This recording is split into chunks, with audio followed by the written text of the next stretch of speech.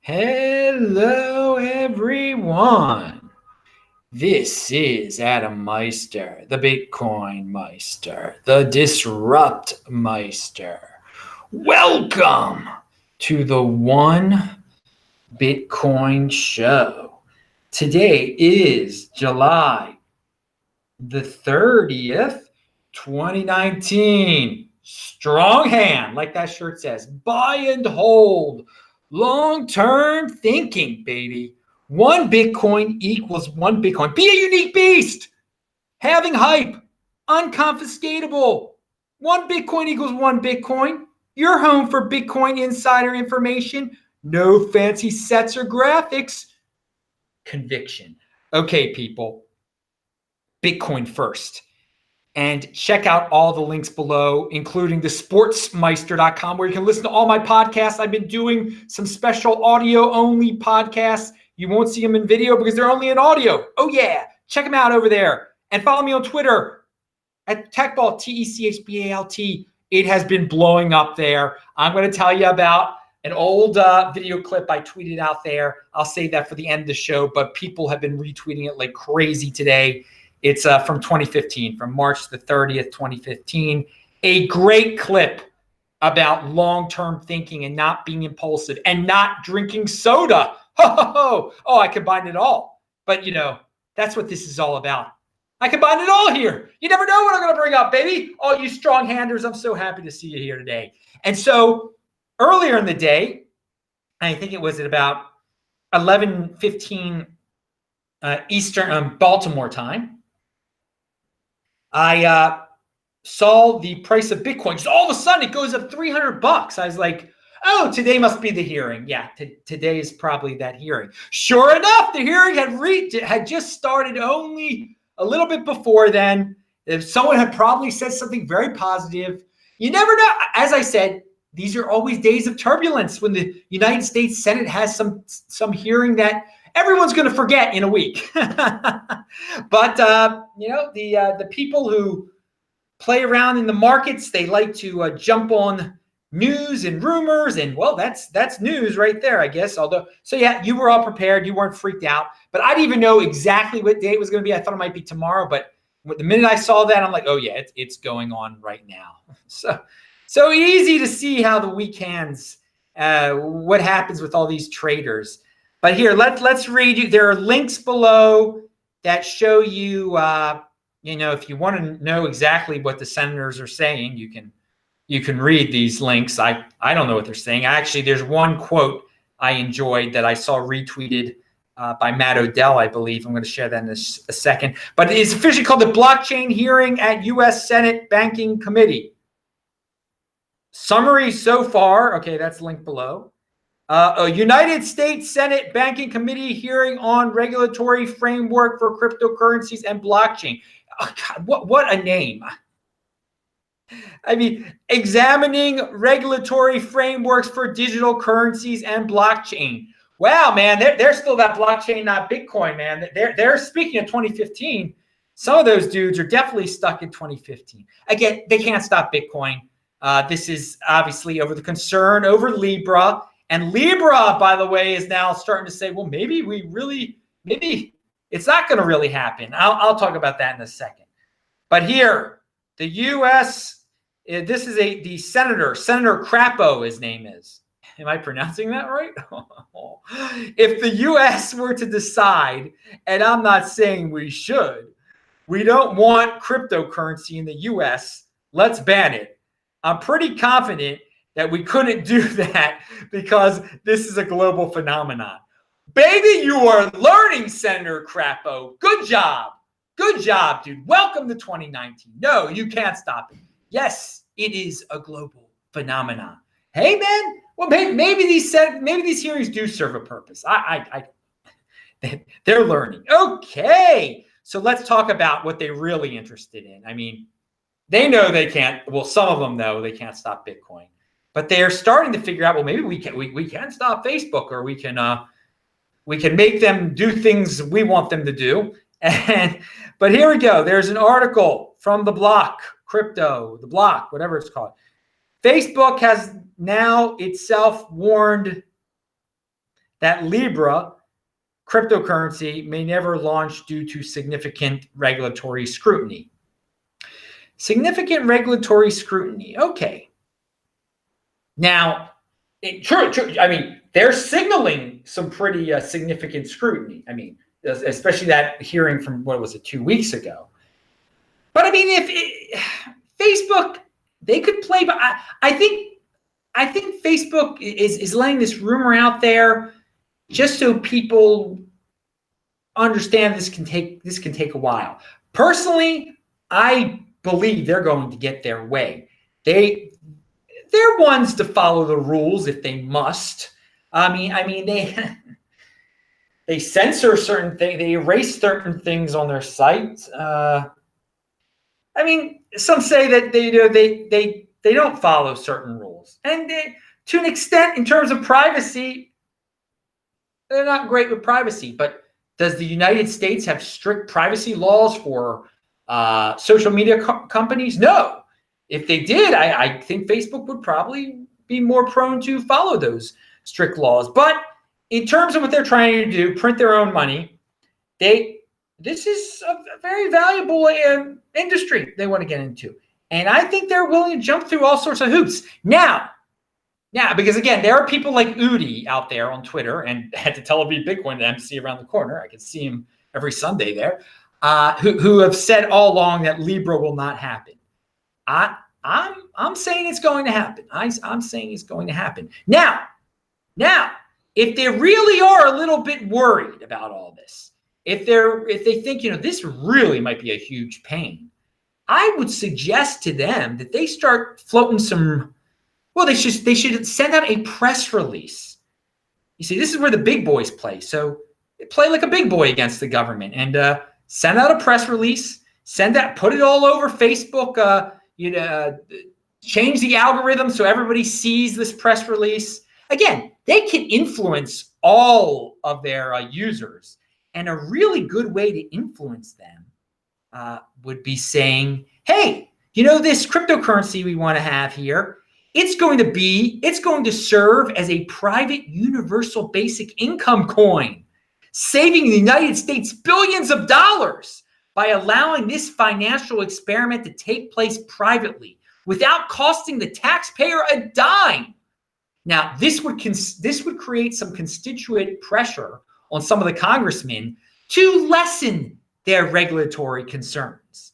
If Facebook wanted to take it to the next level, they could even say, well, our coin, it's not just going to be a universal basic income coin. It's going to be a reparations coin too. Oh yeah, they'll go there. Go there if you have to. Go to Elijah Cummings' house on Madison Avenue in Baltimore.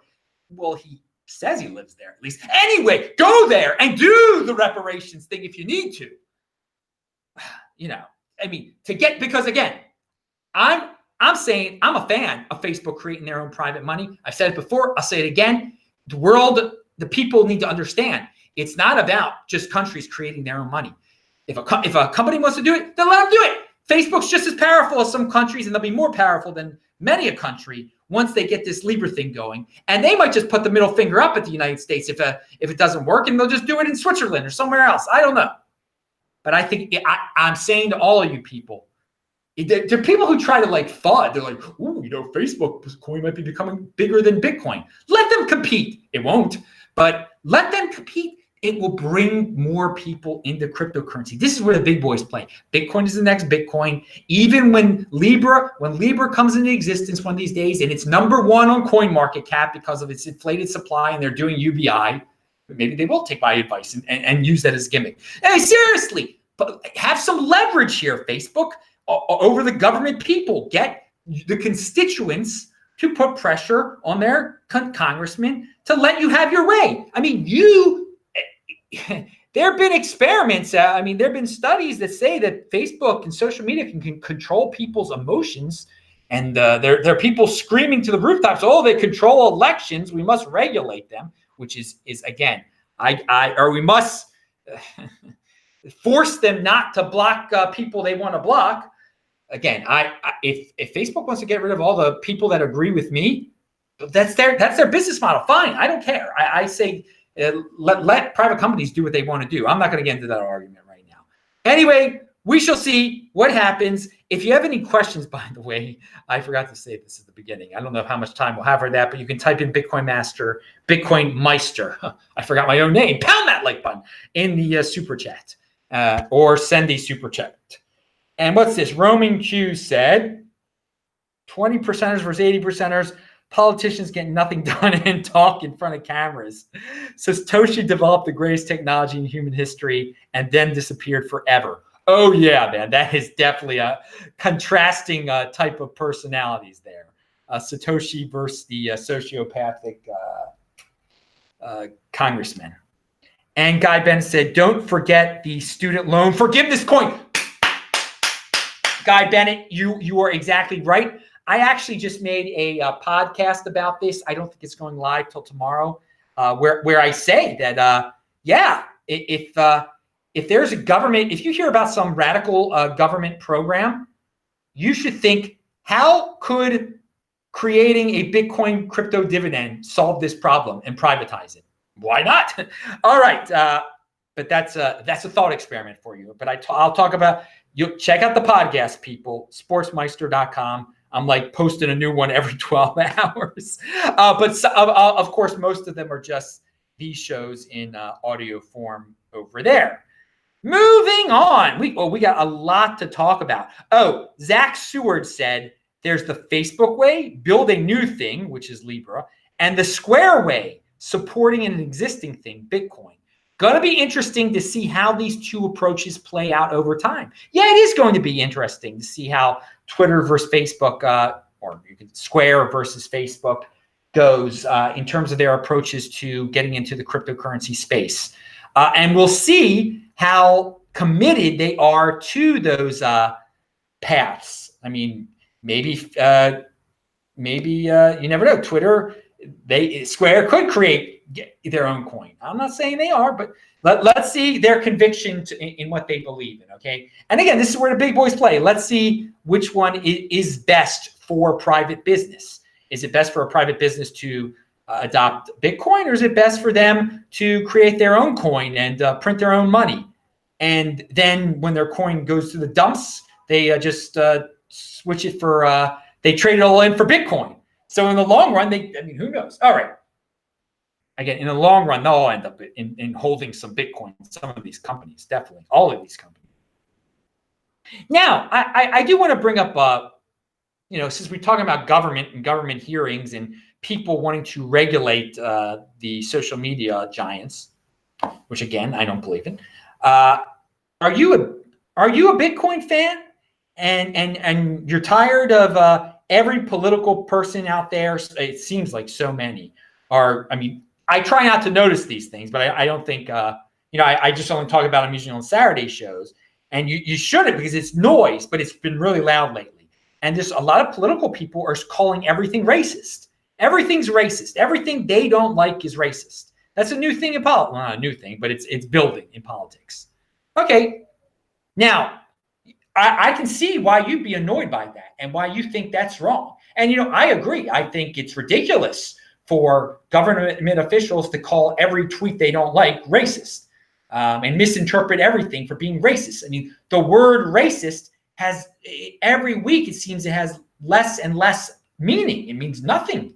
Okay, so you're a Bitcoiner and you don't like that the people are abusing the word racist.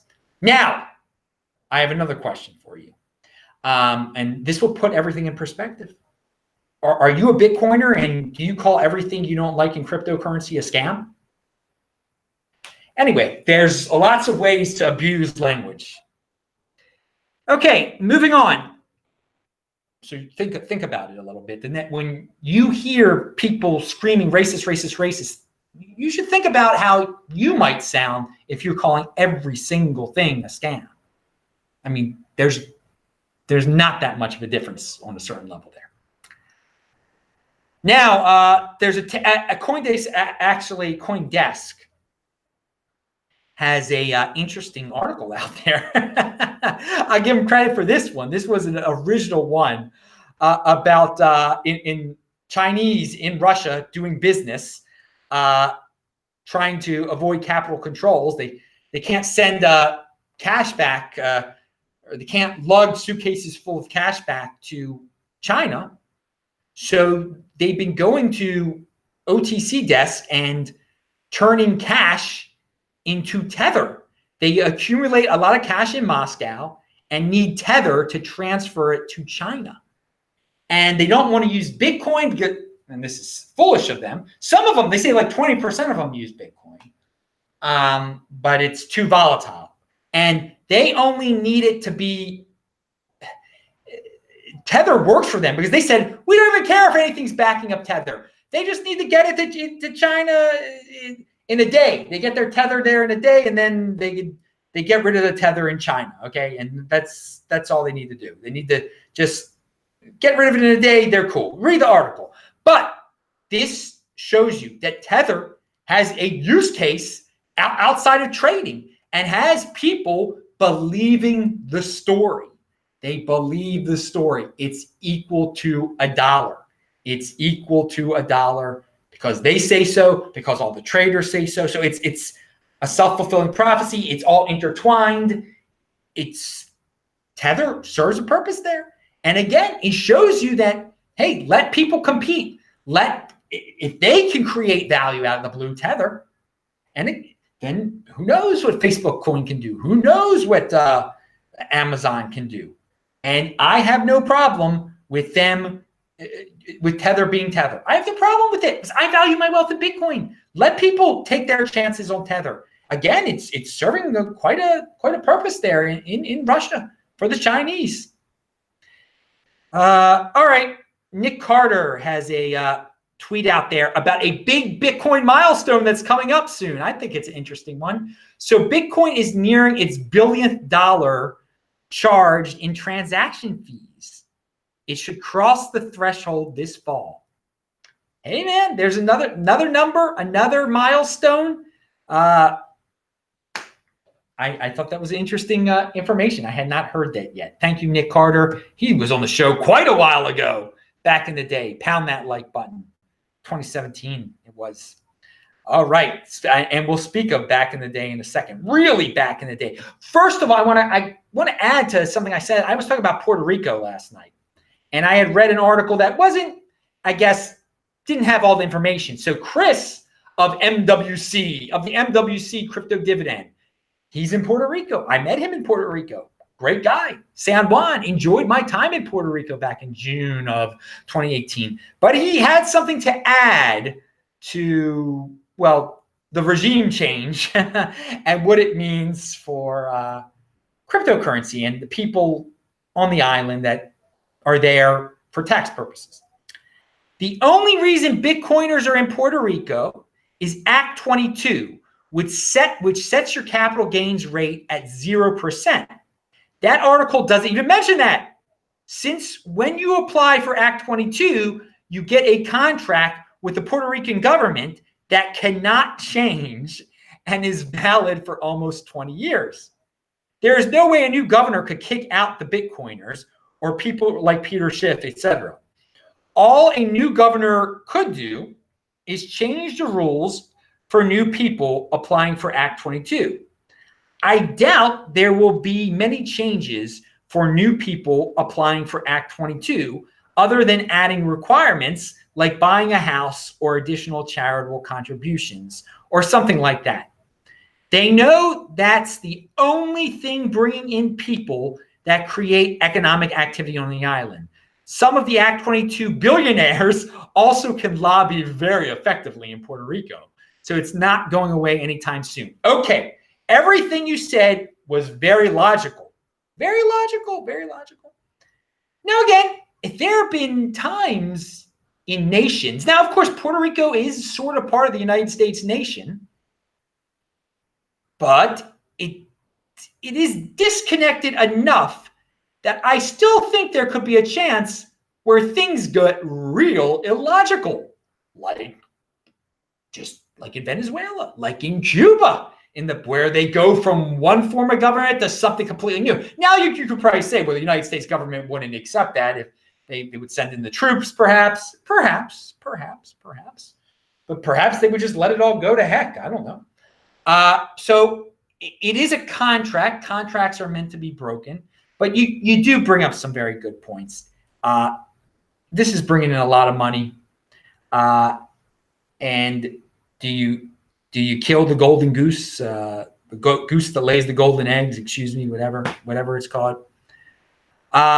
You say you doubt there'll be many changes, but yet they could add more requirements for the people who apply for Act 22 in the future. So it is. I do appreciate, Chris, you bringing all that up. It's all logical stuff. It definitely fleshes out the article, and again, people are moving there. Again, Peter Schiff is no Bitcoiner. He's moving there because it is a tax-friendly environment. And you're saying that they can't break the contract with the people that are already there. Okay.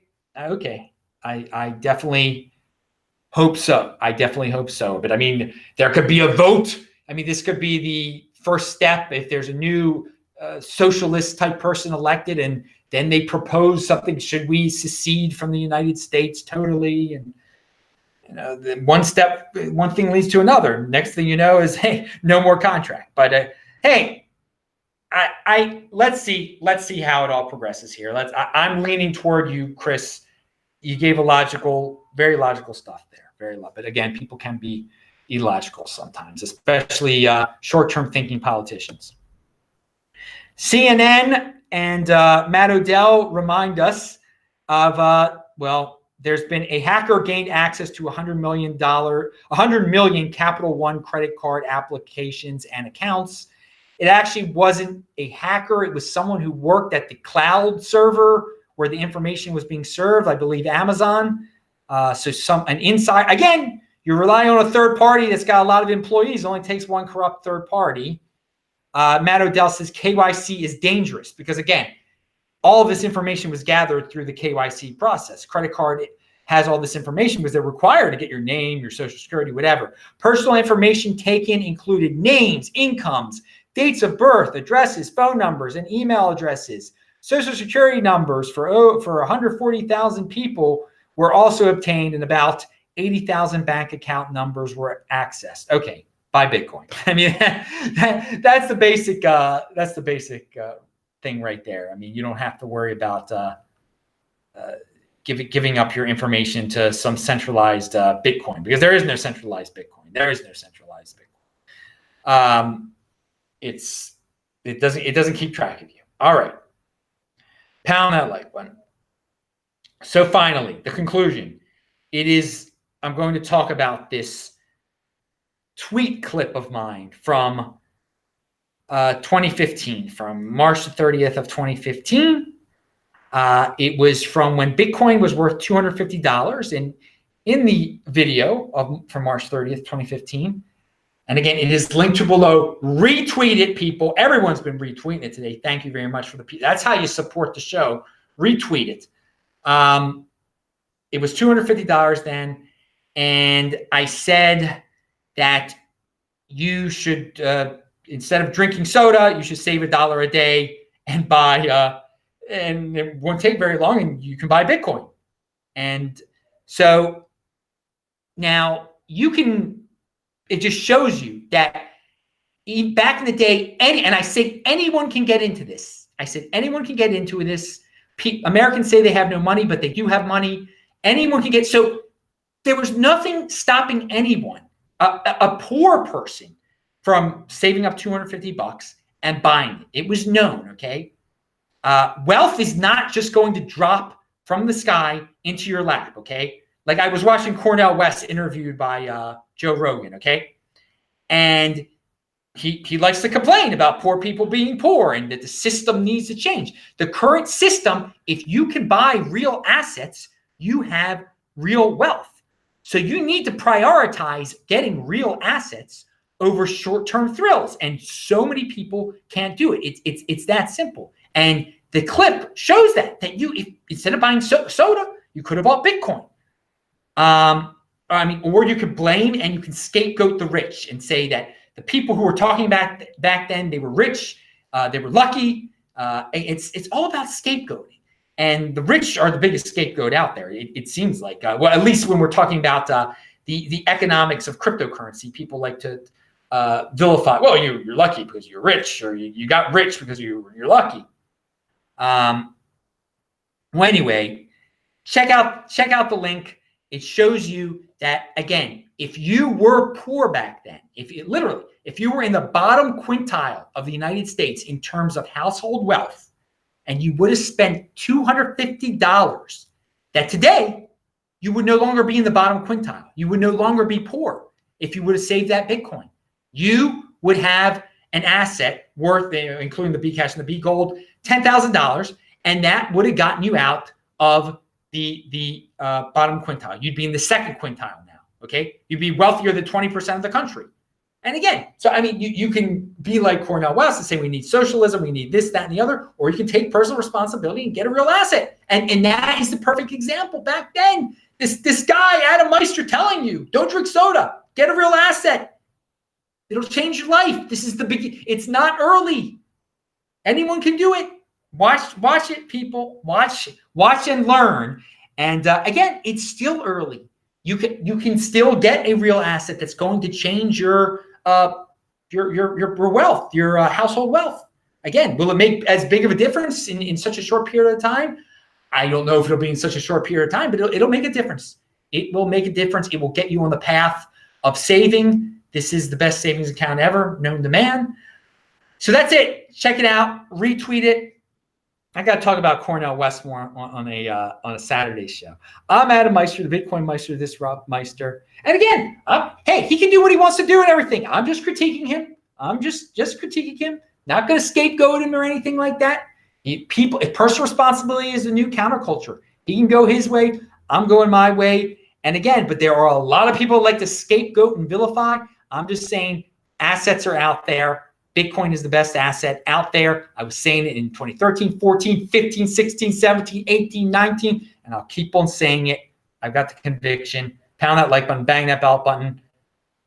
Did I already say I'm Adam Meister, Bitcoin Meister, this Rob Meister? Click on those squares. I will say hi to everyone in the chat.